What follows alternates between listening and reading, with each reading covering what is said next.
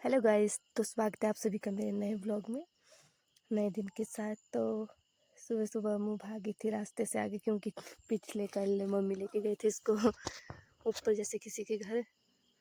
तो उसने रास्ता देखा और वहीं भाग गई थी। तो मैं जा रही थी इसको लेने के लिए, तो ये मान नहीं रही थी, रुक ही नहीं रही थी। इतनी आवाज़ें लगा लगा के बोला मैंने कि अम्मू बिट्टू रुक जा रुक जा रुक जा। नहीं मम्मा मैंने नहीं रुकना।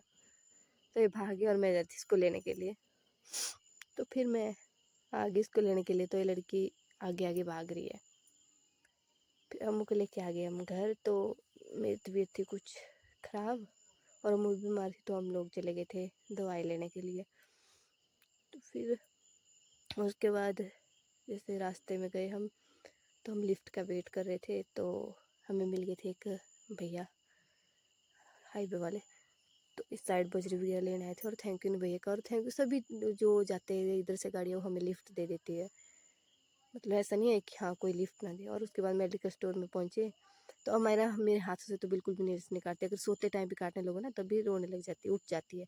और देखो इनके पास कैसे नेल्स कटवा रही है ये मेडिकल स्टोर वाले ना। उसके बाद हम आ गए थे बुवाना। तो वहाँ पर ये जो बस आ रही है ना, आज मेरे घर आ रहे हैं मेहमान, मतलब मेरे ननद आ रहे हैं। तो मैं आ गई थी, उनका वेट कर रही थी, और ये लोग लगे थे मतलब दर्शन करने। तो उसके बाद हम निचले घर में थे, तो वहाँ पर मैंने निकाली ये ड्रेस। कसम से इस ड्रेस को हो गए 6 साल रखे हुए, और बिल्कुल जैसी है वैसे की वैसी है ये। तो मैं ट्राई कर रही थी कि मेरे को कहीं टाइट तो नहीं होगी ये। तो मेरे को आई बहुत अच्छी फिटिंग इसकी, जैसी पहले थी मतलब वैसी की वैसी है। तो मम्मी बोल रही थी कि ओल्ड फैशन है, अपनी पहनना इसको, इसको रहने दे ऐसे ही, घर में पहन लिया करना इसको। तो मैंने बोला चलो एक आधे फंक्शन में, जैसे छोटा मोटा फंक्शन, तो उसके लिए पहनने के लिए अच्छी है अभी, तो मैं पहन लूँगी इसको। और मेरे को खुद प्यार है, विश्वास नहीं हो रखी, कुछ चीज़ मैंने संभाल के रखी। लाइफ में कभी एक चीज़ संभाल के रखी होनी मैंने, और मेरे को लगी बहुत प्यारी ड्रेस सच में।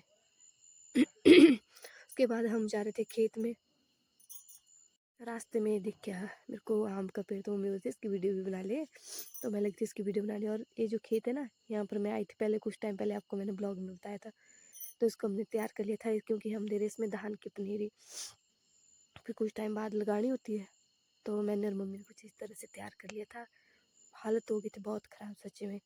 एक तो ऊपर से मैं बीमार थी, पर काम करके हो गई थी ठीक। और जो प्याज थी ना, ये रह गई थी खेत में आधी। उसके बाद मैं लगी थी इसको मतलब फेंकने नीचे। मेरे को वैसे आता तो है, पर मम्मी मेरे को बता रही थी कि कैसे कैसे मतलब पनीरी देनी है। तो मम्मी इसको यहाँ पर मिक्स करेंगे पहले।